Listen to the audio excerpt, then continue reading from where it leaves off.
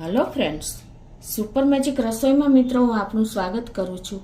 આજે હું તમારી સાથે ટ્રીક અને ટીપનો વિડીયો લઈને આવી છું મિત્રો। તો તમને ચોક્કસ આ વિડીયો ઉપયોગી થશે। ગમે તો લાઈક કરજો, શેર કરજો અને સબસ્ક્રાઈબ કરવાનું તો ભૂલતા જ નહીં। અને મિત્રો બાજુમાં રહેલું બેલ આઇકનને પણ પ્રેસ કરજો, જેથી કરીને લેટેસ્ટ વિડીયોની માહિતી તમને ડેઈલી મળતી રહે।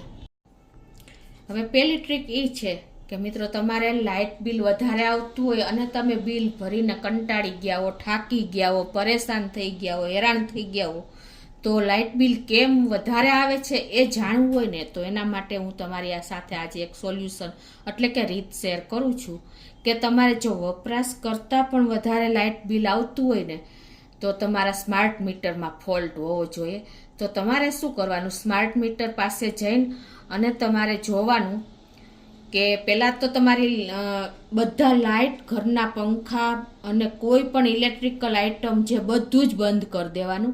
અને પછી તમારે સ્માર્ટ મીટરની જે લાઇટ હોય ને એ વધારે ઝડપથી એમ કે ચાલુ રહેતી હોય ને, ચાલુ બંધ થતી હોય ને, તો તમારા સ્માર્ટ મીટરમાં ફોલ્ટ છે।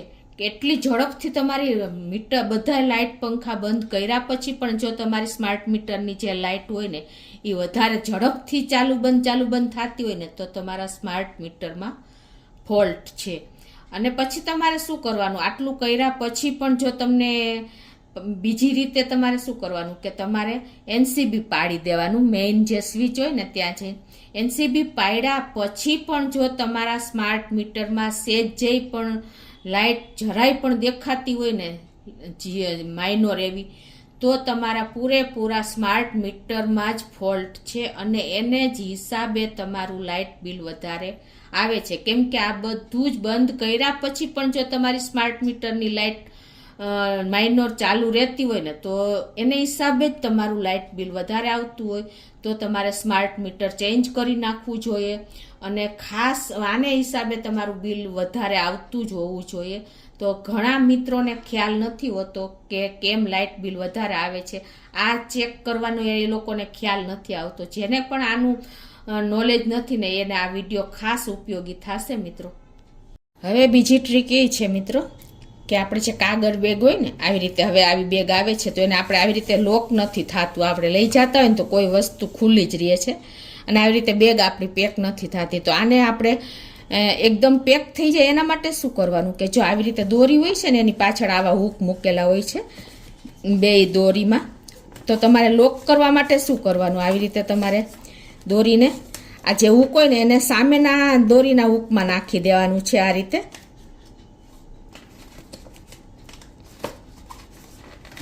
અને આ દોરીનું હૂક સામેના બીજા હૂકમાં નાખી દેવાનું છે।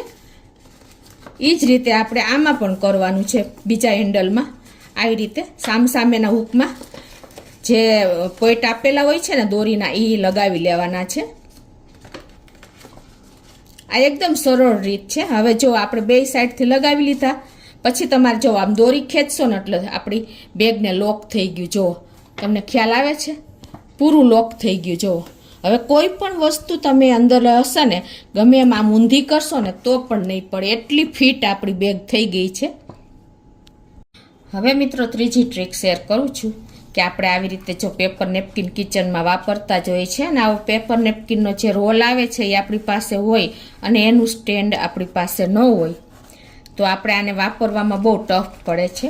કેમ કે આપણે આવી રીતે ખોલી અને પછી એનું આપણે કટિંગ કરતા હોઈએ છીએ તો એ આપણને થોડુંક ટફ તો પડે જ છે। તો તમારે શું કરવાનું એના માટે કે ડેઈલી આપણે આ paper napkin, kitchen paper napkin તો ઉપયોગ હોતો જ હોય છે, તો એના માટે સોલિડ આઈડિયા હું તમારી સાથે શેર કરું છું કે તમારે શું કરવાનું કે આ રીતે કાંઈ ખાનું હોય ને કિચનની નીચે આપણે જે ડ્રોઅર હોય છે ચમચાના ને એ બધા, એમાં તમારે આ રીતે સેટ કરી દેવાનું છે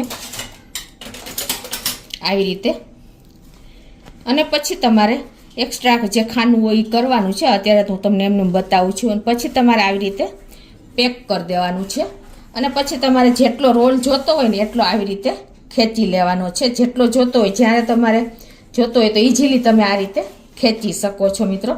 જો કોઈ ટાઈમ જ નહીં લાગે, ઇઝીલી તમારો રોલ નીકળી જશે।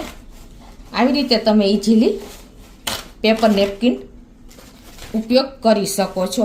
અને તમને નીચે ન ફાવે તો તમારે જો ઉપર આ રીતે ડ્રોઅર હોય ને આ રીતે, તો તમે ઉપર પણ આ રીતે રાખી શકો છો અને એ જ રીતે તમે આ રીતે ઉપરથી પણ પેક કરી અને આ રીતે તમે easily roll paper napkin cut કરી શકો છો. કોઈ પ્રોબ્લેમ નહીં આવે મિત્રો. આ પણ તમને ઉપયોગી થશે મિત્રો. તો મિત્રો આજે મેં તમારી સાથે 3 ટ્રીક શેર કરી છે. 3 આપણને ડેઈલી રોજબરોજ ઉપયોગી જ છે. ગમે તો લાઈક કરજો, શેર કરજો અને સબસ્ક્રાઈબ કરવાનું તો ભૂલતા જ નહીં.